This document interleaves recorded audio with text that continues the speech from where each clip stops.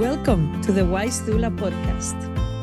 This is a place for informative, uplifting, and educational conversations. Here we will discuss everything related to parenting, from conception to pregnancy, birth, and beyond. You are amongst friends here, so grab your favorite drink, make sure it's not caffeinated if you are expecting, and come on inside. Well, hello everybody, and welcome to the Wise Doula podcast. I am so happy you decided to join us today. I have a very special episode for you today, and it might come as a little bit of a surprise, or maybe not. In any good superhero movie, there is always the origin story. Where did the character come from? How did they get to where they are today? What are the things along their life that changed them, made them adjust, made them modify their path, right? And origin stories are as varied as the world. And anybody that you talk to, their origin story is going to be completely different. If you're here today, you're probably wondering, hey, Marta, I know you started this podcast. I know you're a doula. Maybe you even know I used to be a teacher. But you don't really know my story. How I became a doula, why I became a doula, why I left teaching behind. And you know what? Today I want to share that with you. I think it's important to share. And I think you're going to be very interested in the twists and turns, the ups and downs that any good origin story has, including mine. Get ready, because we are embarking in a bumpy donkey ride. And I did say donkey. I'm from Spain, and I love my burritos, my donkeys. A lot of people ask me, Marta, how did you become a doula? How did you create Loving Belly Doula Services? Why did you leave the classroom behind? A lot of people ask. I am not sure a lot of people are ready for the answer.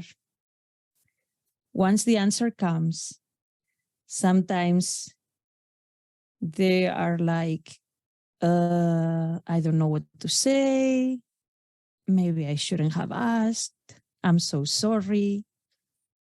And you're probably wondering what it is that we're going to talk about. Hold on to your horses. We are getting there. So this story begins 23 years ago when I land in the US to work as a teacher. I come here with an exchange visiting teacher program. And yes, I was already a teacher in Spain. That's where I'm from.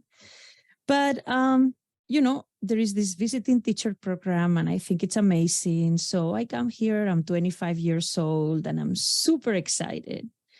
So I come here, I start teaching as a bilingual preschool teacher. I love my job.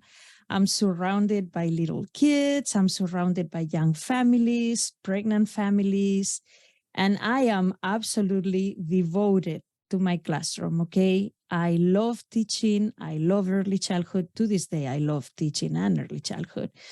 But I'm just thrilled, The classroom becomes the center of my universe. My students become my children. My students' parents become my parents, with air quotes, of course. And I devote myself completely to the classroom with joy, with happiness, okay? I didn't do it because I had to. I did it because I wanted to. And yes, love arrives. In 2003, I meet my husband, at the time boyfriend. We start going out, things evolve, we get married. And so I start my own family. But I'm still very much devoted and besotted by the classroom. I'm like, that's it. I love being a teacher. I love, love, love working with my students. This is it. This is my universe. What happens with that? What happens is that my own plans to start a family get pushed to the back burner. Okay, I am so busy with the classroom. I am so in love with teaching. I am so focused on teaching, teaching, teaching, that I think it's okay. I have plenty of time to become a mother. It's fine, you know? But hey, I'm 25, 28, 30, 35, 37. I'm married. Everybody's asking, Marta, when are you going to have children? You know how people are at work. And asking, sometimes not so kindly, are you planning to have children, or are you just planning never to have them? Or, well, I don't know if you would make a good mother. Or, maybe you should lose weight before trying to be a mother. Or, oh, well, don't wait to be a mother because no time is going to be the right time. So I heard all kinds of things, okay? And everybody was curious. And I was like, of course I want to become a mother. Not right now. Not right now. And so it became sort of easy to think about doing it later, doing it later. Deep down, let me tell you, my listeners, deep down, it was fear. It was fear of childbirth. It was fear of labor. It was fear of pregnancy. Okay? It was churning all the horror stories that I had been hearing for years about how horrible, how things could go wrong, this and that, your life changes, forget doing all the fun things and the dance classes you're doing right now because you're not going to do any of that when you're a mother. You're going to have to stop doing all the fun things you do right now.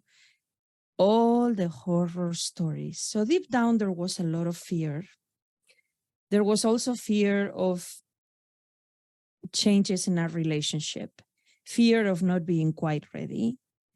And so it became comfortable to push it a little bit and be like, I can do this later. So, I'm like, all of a sudden, blink, I blink, and I'm 39. And I sit down with my husband one Saturday morning and I'm like, hon, I think that we should get serious about starting a family. And I think we should, once I turn 40, we should really start trying seriously, seriously, methodically, etc. And so we agree on that. But let me tell you, unbeknownst to us, when we have this conversation, I'm already pregnant. And you're going to be like, where is this story going, Marta? And I'm going to tell you where it's going to go. So I turn 40 and my life changes. And before I continue, let me read you a little piece of a book. This connects with my story. You're going to see how. And I'm going to read you a little excerpt from this book, Eyes That Kiss in the Corners. I have eyes that kiss in the corners and glow like warm tea. My eyes are just like Mama's. Mama's eyes that kiss in the corners and glow like warm tea, crinkle into crescent moons when she comes home from work. When Mama tucks me in at night, her eyes tell me I am a miracle. In those moments when she's all mine, flecks of dancing gold tell me I am hers too.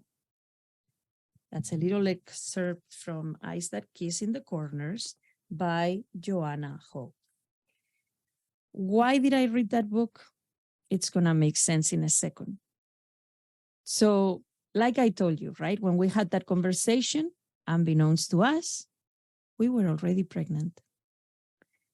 And one thing leads to another. I'm thinking, my period is late. It happens. I don't think much of it. But it continues being late. And I say to my husband, maybe I should do a pregnancy test. We do the pregnancy test. It is positive. I think I did 3 pregnancy tests. And the feeling of seeing that positive pregnancy test was daunting, scary, amazing, thrilling, all at once.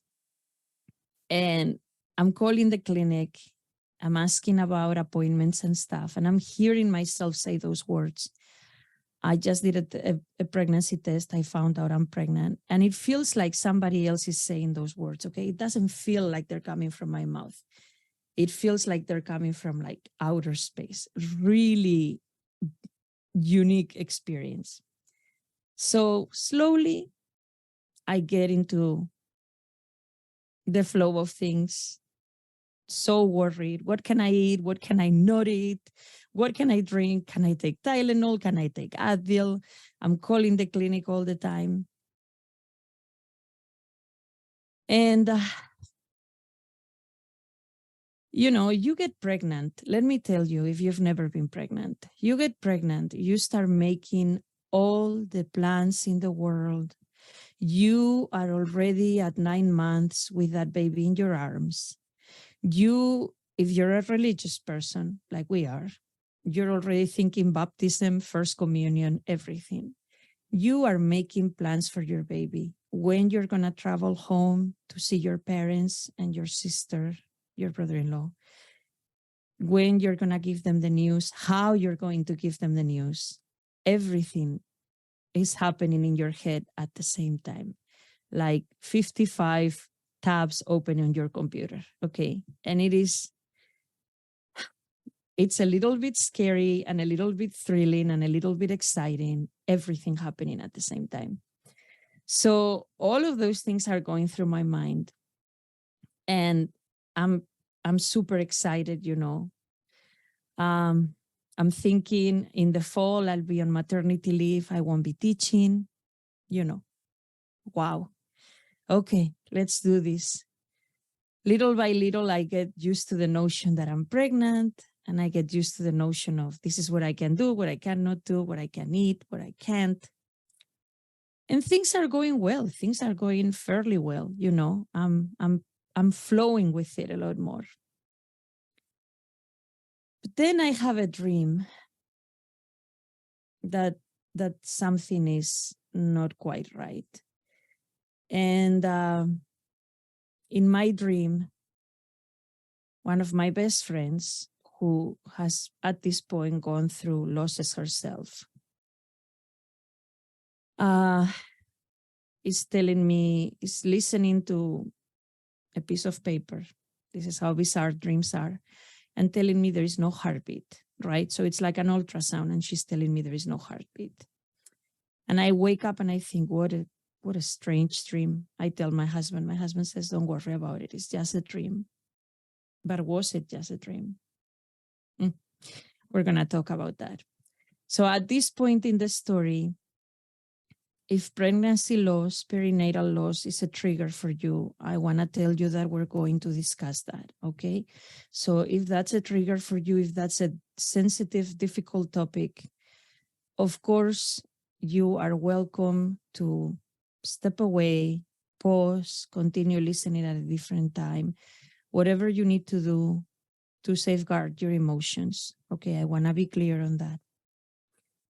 So I have that dream, and then, interesting enough, the last week that I'm pregnant, my pregnancy symptoms start to disappear, okay? They start to fade away, and I notice changes in my body. And it feels like I'm talking to my baby, but it feels like maybe she's not quite there anymore. And so I put that together with the dream, with the fact that my progesterone was low and I was being supplemented orally for progesterone. And I know low progesterone could be a sign of something not quite going according to plan with the pregnancy. And then I go for an ultrasound at 8 weeks and go to the ultrasound. Everything seems fine, even though the technician was a little bit, her demeanor changed a little bit when she was doing the ultrasound, but she didn't say anything. So I still left the ultrasound thinking, okay, well, things are okay, I guess.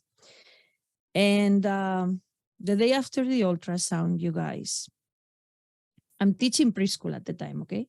The day after the ultrasound, I get not one phone call. Well, actually, I got a phone call the day of the ultrasound, but late. So on Friday, I'm teaching my preschoolers, and I happen to check my phone, and I see 3 or 4 missed calls from the clinic. And I'm like, something is up. So in this moment of something is up, I don't like 3 missed calls from the clinic. Oh, because I forgot to tell you, of course, I asked the technician, right? Because in this clinic, you didn't see the technician and the OB the same day. You saw them on different days. So I asked the technician, I said, when would I get the results? And she says, if everything is normal, in 48 hours. If something is abnormal, in 24. And I'm thinking, wonderful. So now I have to look forward to, if they call me in 24 hours, things are not good. That's not cool. So when I see the missed calls, I'm like, something is amiss. This is not good. So I have the good sense of listening to my husband's voice in my head. And he is a wonderful coach and advisor. And he says, always take a notepad and take notes when you're on the phone with anybody. Keep a record of what was said, the name of the person, etc. The time you called, etc. So I take a notepad. I tell my teacher assistant, hey, I'm going to step into the closet for a few minutes. Yes, we had a beautiful walk-in closet where we kept extra toys and snacks, and there was room in there. So I said, I'm going to step into the walk-in closet for just a few minutes. I need to make this important phone call, and I'll step right out. I'm right here if you need me. So I sit down, I'll never forget, I take a big cardboard box of Solo cups, okay, that we use for snack. And I use it as a table. I put my notepad on top and I call the clinic. And the nurse that answers the phone, guys, bless her, but this was just another day at work for her. But for me, that phone call changed my life and the life of my husband, okay? That phone call was a before and an after. For her, another day at work. And I pick up the phone and I hear these words that I'll never forget. You have an abnormal pregnancy. Abnormal is what she said on the phone. The development that we have seen does not match the development that your HCG levels show. That's a hormone that they detect in the blood to know, how advanced it's a hormone that I'll put some information about the hormone in the show notes. How about that? So you can read more on it. But basically, that hormone is supposed to triplicate as you are pregnant, as you progress in weeks in the pregnancy. Okay, so it's the main blood test that they do at first. So she tells me the level we saw does not match the level of development we saw in the embryo, in utero. It is an abnormal pregnancy, and you're going to start miscarrying this weekend. Just like that. That's it. That's how she said it. And I'm in this closet with this notepad, hearing these words, and I am in complete disbelief, completely out of body experience. And of course, I'm crying. And of course, I am saying, Is there something I did? Is it because I went to this birthday party and I drank wine? Is it because this and that? And she's saying, no, there is nothing you did. It happens. It happens to 1 in 4 pregnancies, maybe even 1 in 3, because people think it's a late period and they don't realize they miscarried a baby sometimes. And so it's very common. Well, let me tell you, dear listener, the fact that it was very common, it's not what I needed to hear.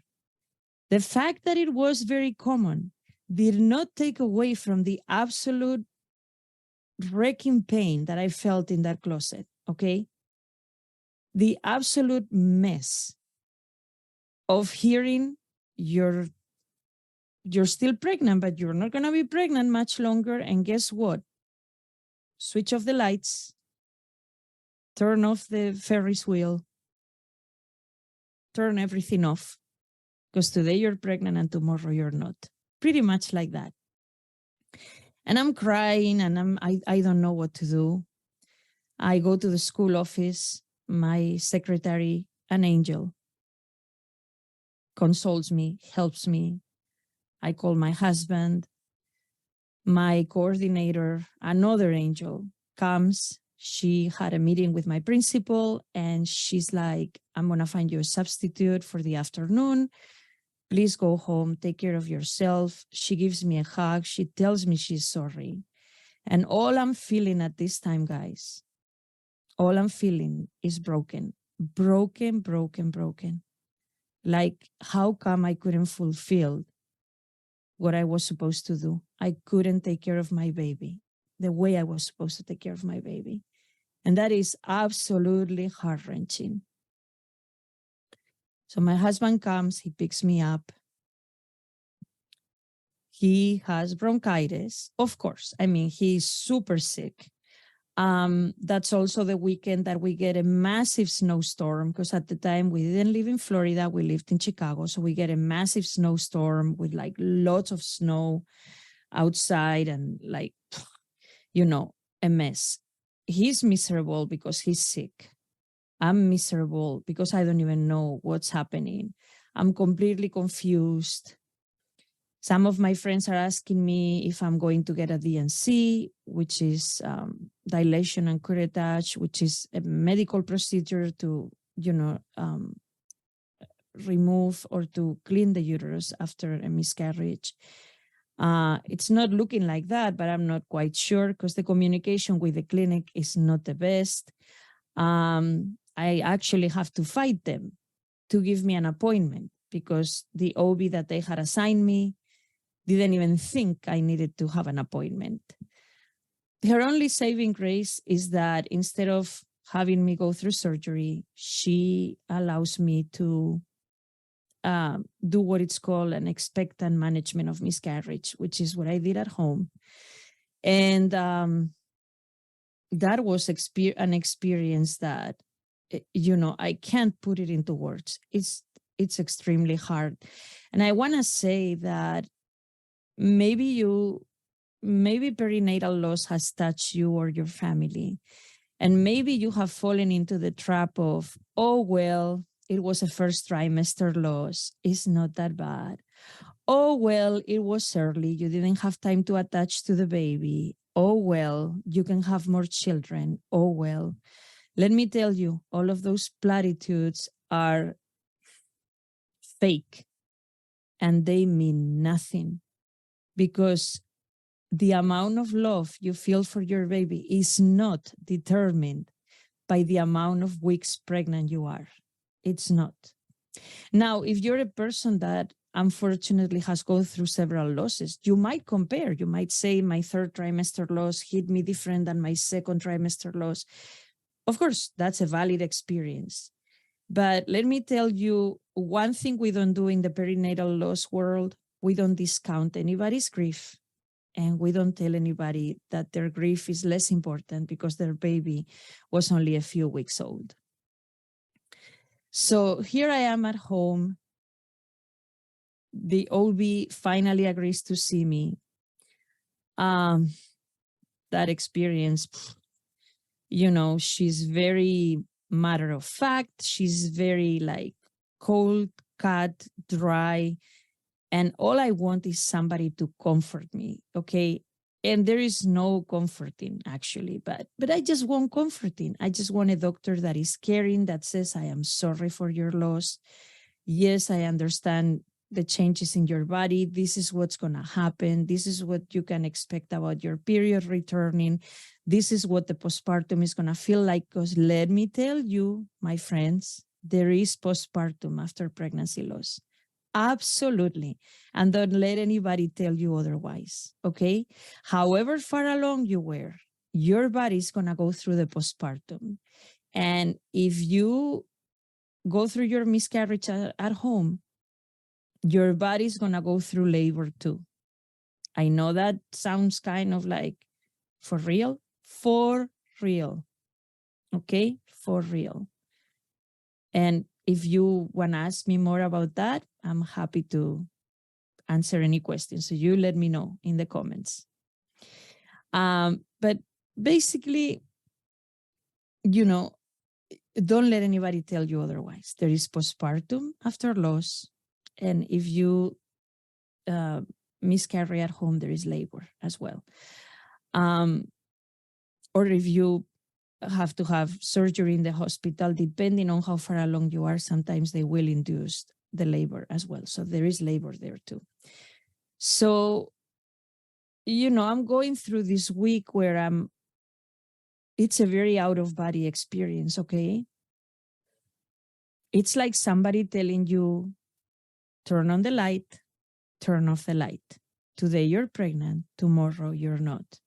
You've been taking care of your body for however many weeks now, not drinking alcohol, not eating sushi, not eating cold cuts. But now go ahead and eat everything because it doesn't matter anymore, because your baby's not here anymore. And the utter devastation that you go through in those moments.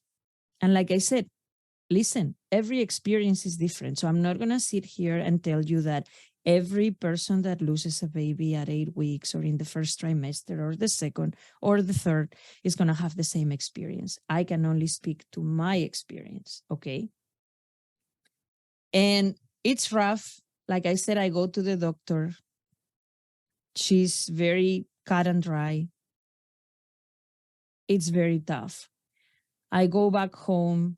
I feel depleted physically and emotionally.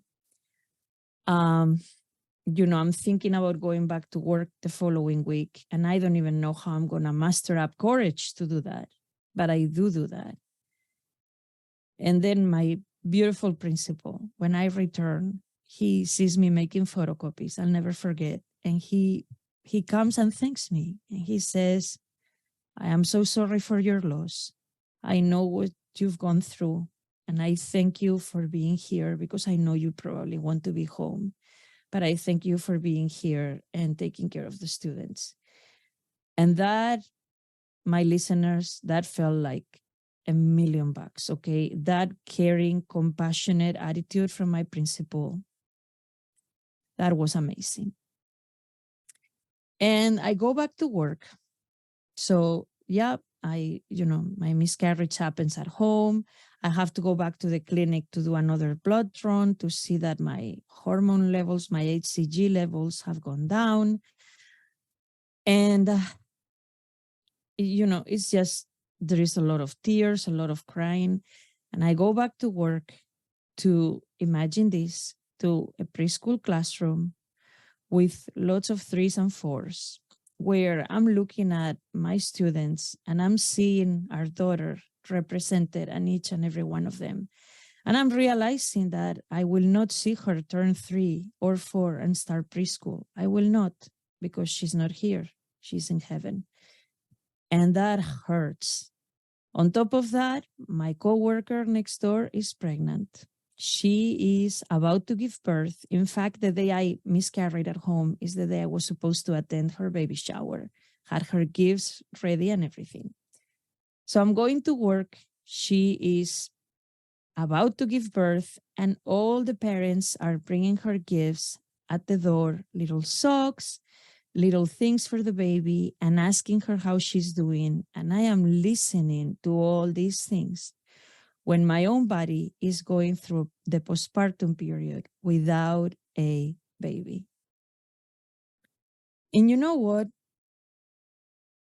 One of the things that truly saves me at that time is the fact that I have a little angel at work, another teacher that has experienced loss. I will never forget her.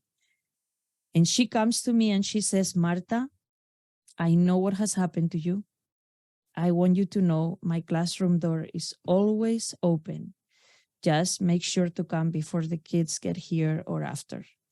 But in the morning, at the end of the day, my classroom door is always open for you to come and talk if you need to talk.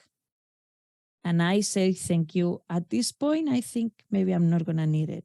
But oh my, did I need it. I needed it. I needed that support. And then she also says, have you thought about support groups? And I'm going, nah, it's okay. My husband and I don't need support groups. We're okay. And she goes, no. A support group is really important. You want to process that grief. You don't want to keep it in a box and then, kind of like, just festering there, You want to deal with it right now. And it is sad. It is a loss. And you deserve support to go through it. So I'm like, okay, so she is the person that encourages me to go to support group with my husband. And that's a story for another day. It takes us a bit to find the right support group, but we still went. And that offer of that open classroom door, that offer of anytime you need to talk, just come. You don't know, that meant the world to me. So I'm going to her classroom. I'm crying. I'm talking about how I'm feeling, and she is listening. Listening, what a skill, compassionate listening. And she is sharing with me what worked for her or what was tough for her. We talk about going back to church. We talk about being upset with God. We talk about everything, And she is truly a huge supporter for me during that process. Now, I'm not going to sit here and tell you that process was snap of the fingers and it was done. It took time. But her support really changed the whole experience for me. And let me take you to another part of the story, okay? Another part of the story. I do a lot of reading. I do a lot of looking at materials about miscarriage. I read a lot of parent forums where parents are talking about their experience, and that helps my own healing. And I come upon this website called Stillbirthday, and I use their materials. I love their materials. And I start noticing they have a doula training program. Okay, now that sounds pretty cool. And I start feeling this burning desire in my heart to make sure nobody else feels as alone as my husband and I felt in this process, as miserable and as extremely sad as we did. And in our case, it was even worse because since it was before the famous 12 weeks, we had not announced the pregnancy. So I'm sitting there thinking, how am I going to say I lost my baby if I never said I was pregnant? And that's kind of like, So I start thinking, I don't want anybody else to feel this alone and this in a way unsupported, even though I wasn't unsupported. But, I want people to have the companionship they need when they're going through this, moms and dads and families. And so that desire starts burning in my heart. At first, it's kind of small, and I'm thinking, that's cool. That's nice. That's beautiful. I'm a teacher though. So I'm going to continue teaching, but that's a beautiful desire in my heart. That's I'll keep it there. I'll keep it there. And that desire grows and grows and grows and grows and grows. And every time it comes back stronger and stronger and stronger. That's when I realized, well, this is not something that is going away. I have to do something with it. I must do something with it. But before we get to how that got me into doula work and my doula path, let me tell you, it took 6 months for me to be open on social media about our loss. And when I finally opened up on social media, after feeling completely alone, after feeling broken, defective, like everybody else got their happy ending at the end of the 9 months, and I didn't. My husband and I didn't. That's what I felt like, right? Like everybody gets to have their baby, their bundle of joy after 9 months, but not me, but everybody else does. So after 6 months, I finally shared on Facebook. And to my surprise, guys, to my surprise, my listeners, 27, 2 10s and 7 ones, okay? 27 people that I closely know from dance class, from work, from all sorts of places like that. People that I closely know tell me, oh, Marta, me too. Me too. It happened to me. It happened to me as well. And I'm thinking, where were you when I needed to know that I wasn't the only one that was going through this? But you know where they were? Quiet. Because there is a lot of silence surrounding pregnancy loss. And I'm also going to say that not everybody feels comfortable sharing about it, and that's absolutely fine. You never need to feel that you must share about it, that you have an obligation to share. Never, okay? You act on your comfort level. For me, after 6 months, it made sense to share, and I haven't stopped since. Here we are. But you listen to your heart, listen to your mind, and to your soul. If it doesn't feel right, don't share. But 27 people share with me. Yes, that happened to me too. And I think, wow, I thought I was alone. I wasn't. And how devastating that this is not talked about more. So we all know that it can happen. So we all know that medicine doesn't have an explanation for it, and that they will only do testing after you've had 3 recurrent losses, like 3 miscarriages. Unless things have changed, they will not do testing for 1 miscarriage or 2. Okay? If I'm wrong on that, please let me know. So it's a lot that goes into it. So yeah, so I share, people tell me it happened to them too. I don't feel so alone. I'm still dealing with all that grieving. So is my husband. We can talk another day about how men and women grieve differently. That's a whole different episode. But that was another learning curve, of course. And, you know, I'm just trying to get back into the rhythm of things, okay? I'm trying to get back into the rhythm of things. So the months pass. I think I'm doing better. Again, I've started thinking about maybe training as a doula, but I'm not quite there yet. I'm still going, that's okay, I'm a teacher. And this new school year starts. I moved to another school. And it's the fall. It's like September. And I'm going to work teaching kindergarten. And I'm thinking, why do I feel so extremely out of whack? Like out of alignment, like something is off, but I can't put my finger on it. And then I realized that those are the months that I was supposed to be on maternity leave. But instead, I am at work teaching because my baby's not here. Our baby's not here. And we named her, by the way, her name is Mary Celeste. We have a family portrait behind my head right there. If you're watching the YouTube, you will see it. So, I'm thinking, oh, even though logically I didn't think about it, every cell of my body knew that my baby was supposed to be here and she wasn't. Okay. So that was sobering.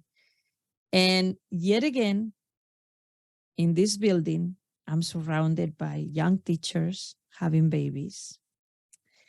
And a close friend of mine at the time gets pregnant at the same time I do. And by this time, is about to have her baby. This is September, which is when my due date was. And it's just incredibly painful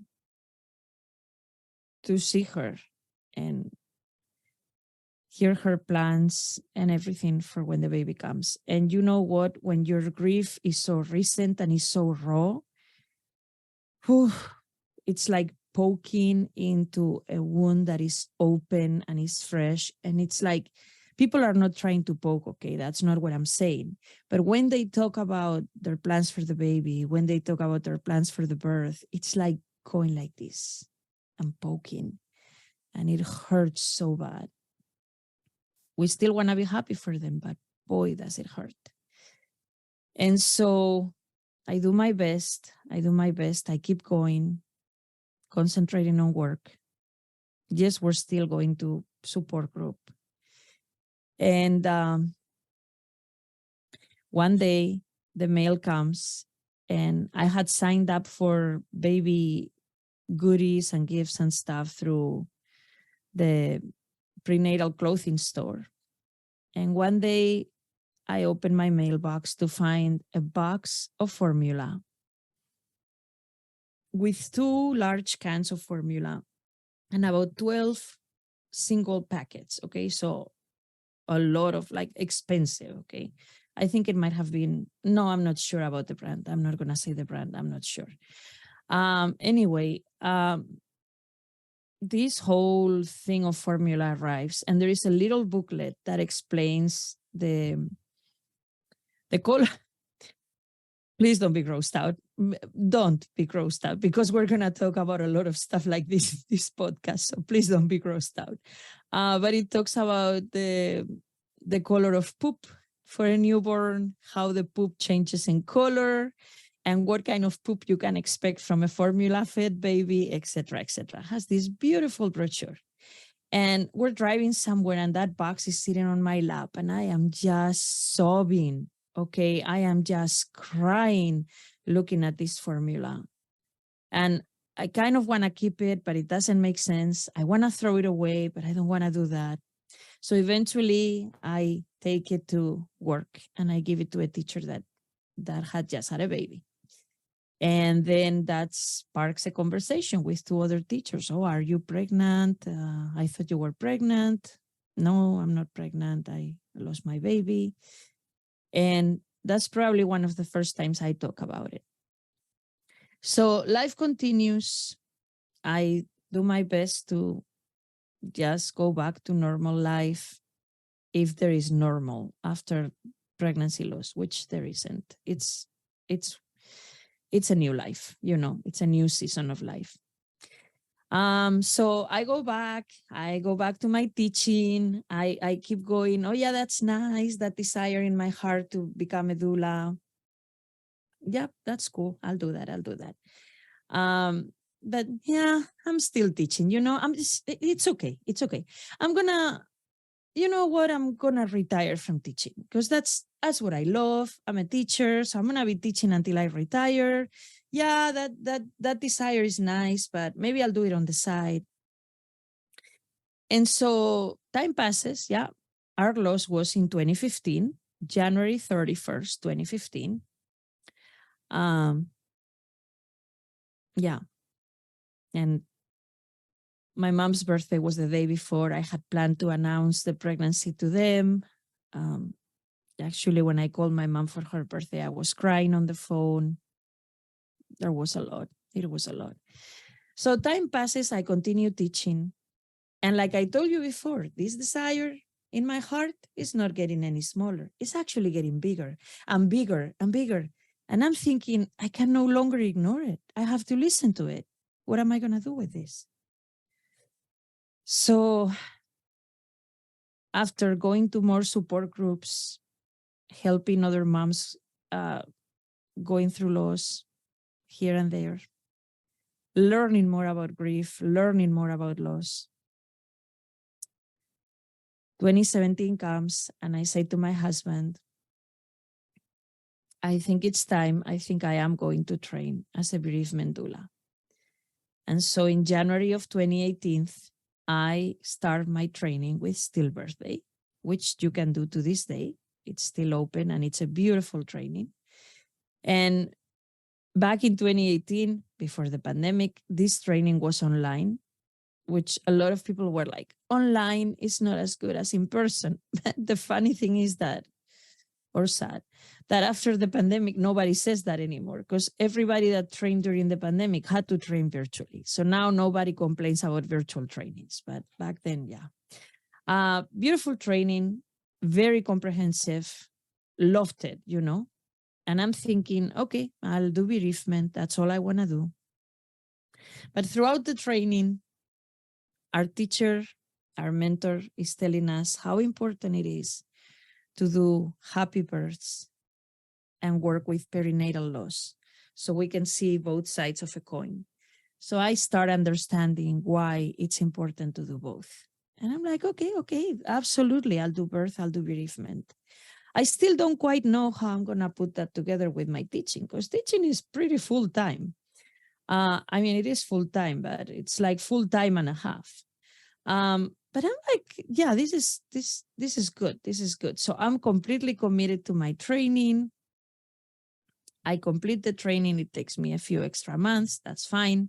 I complete it and I think, okay, I can see this happening. This is it. I don't know how I'm going to, put together teaching and doula work, but I'll figure it out. And then in 2019, I realized that the sky's the limit when it comes to doula training and doula work. So I really developed a passion for the postpartum period, thanks to my first client that I had in 2018, who I ended up working with her during postpartum more than during birth. And I'm like, oh, the postpartum period is amazing. I really want to be there for the postpartum to help parents. And then, of course, being a teacher, I'm feeling like I have to teach. I love teaching. I love, everything about doula work, everything about childbirth. I would love to teach childbirth, So I also train as a childbirth educator. So yeah, not for lack of training, because as teachers, we can't stop learning. That is one thing that as teachers do really well. And it almost becomes a safe, comfortable, nurturing space. While we're learning, we feel that we keep growing and it sort of keeps us in our comfort zone. But of course, it helps us grow as individuals as well. So that's the story of how I train. And that's the story of how I decide to start Loving Belly Doula Services. And so this company and this podcast is here because of our daughter, Mary Celeste Sunavin Vivat. And yes, I read that story. I forgot to tell you because my husband is Asian American. And so Mary Celeste would have had eyes that kissed in the corners. Not because of mommy, but because of daddy. And so that story is very special to me. And, we will always think about what she would look like. And that's okay. We have to get used to the fact that she's not here. She would be 8 years old this September, but she's in heaven. It's tough to come to terms with that, but we do it. And we love that she existed. She mattered. And Every day that I'm out there working with clients or promoting my business, I know she's with me. She's with me in spirit, and she's just the soul and the seed of this business and of this work. She is absolutely amazing. And we love her every single day. So I think I know that I want to share a message with you. And it's that if you have been touched by pregnancy loss, I am sorry for your loss. Please take good care of yourself, physically, mentally, emotionally. Please allow yourself to feel what you need to feel. And allow yourself to miss your baby if that's what's happening. Okay? Give yourself time. Give yourself space to cry, to be sad, to be lonely. If your way of coping is pushing through and filling your life with other things, go ahead. If grief is hitting you really hard, please know that there is help available. There are grief support groups online. There is also therapy. Never sit alone in discomfort. Please ask. I am happy to be a resource for you and share places where you can get support. Okay. If you haven't been affected by pregnancy loss, but somebody else has, then please be compassionate. Please, please, please don't tell them that they can have another baby. Don't tell them that because their loss was early, it didn't matter. All you need to say, simple, 3 words, I am sorry. And then a question. What do you need? How can I help you today? Maybe not even a question, maybe simply saying, I am sorry. And I am here to help you. I am here for you. Because a lot of times bereaved parents, that's all they want. They want to hear that somebody's there for them. They want to hear that people are thinking of them and their baby. And they want to know that they're not, pushed away from society, tiptoed around. They need to know that you care. That goes a long way. A long way.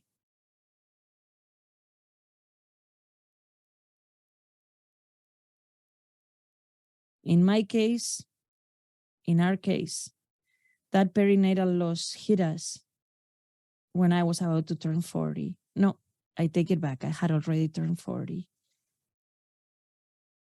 And before my birthday, I had made plans.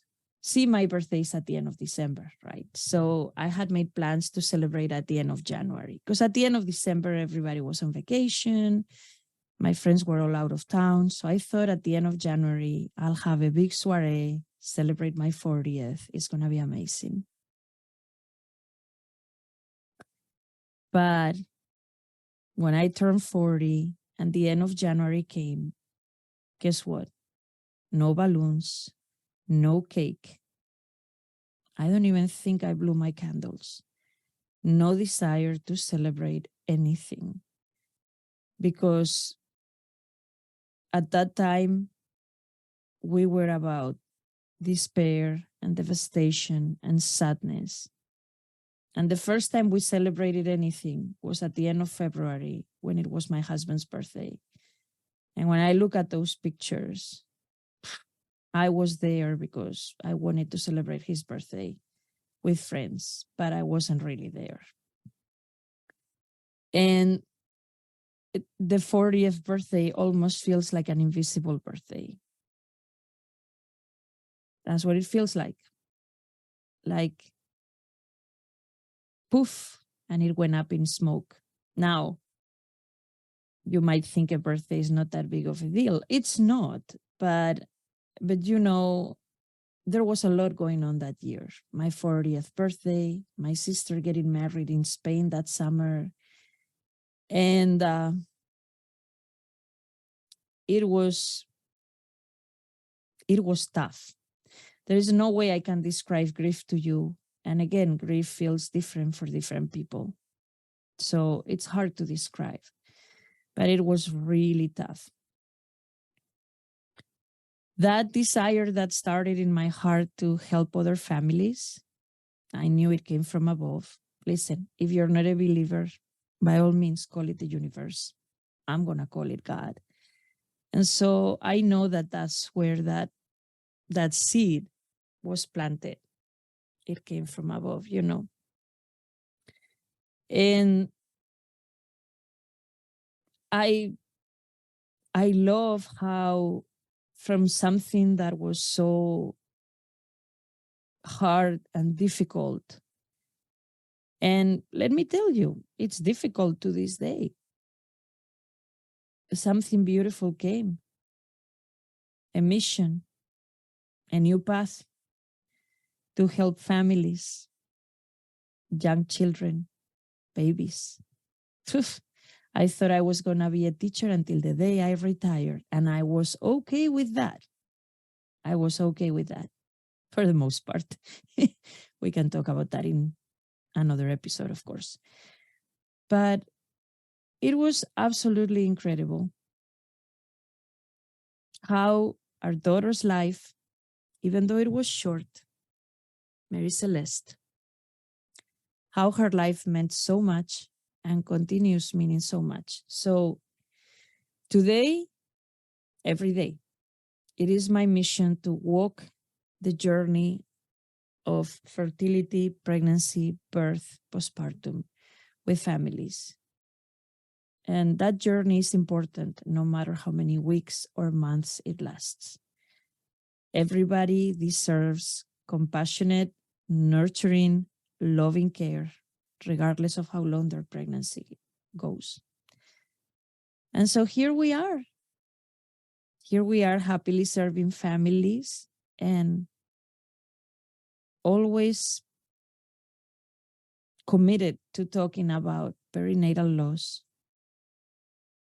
And it's not a way to, it's not that I want to scare new families, okay, into thinking that's going to happen to them. It's just that when we start talking about things, when we break the silence, we bring them out in the open, we name them, and we allow them to be a little less scary. And I will tell you that in all the years since I started talking about my loss, and very openly I tell people, yep, I work with bereavement, birth, postpartum, and education. In all the years since I started sharing, more and more people are coming and saying, hey, Marta, it happened to me too. I'm not ready to talk about it too much, but it happened to me. It was really hard. And you know what? That's what we need. We need more of that compassion and communication. So like I said, if perinatal loss has touched you, I am so sorry for your loss or losses. And if perinatal loss has touched somebody in your family, in your circle of friends, don't walk away from them. Just say, how are you doing? I am here for you. I am so sorry for your loss. Okay, so that has been our episode for today. I know it's a difficult topic that we dealt with today. And if you're still here, I appreciate your companionship and your interest in my origin story. And I look forward to seeing you in the next episode. Thank you for coming, and remember to continue being wise this week. Bye for now. Hey, you have listened to the Wise Doula podcast today. Thank you so much for joining us. Remember, everything we discussed today was meant for entertainment and educational purposes only. It does not substitute the advice of your medical provider. Would you do us a favor? Follow me on Instagram at LovingBellyDoula. Also, let me know what other topics you would like to see me discuss in this podcast. And please subscribe to the podcast on your favorite platforms. Thank you so much. I will see you next week.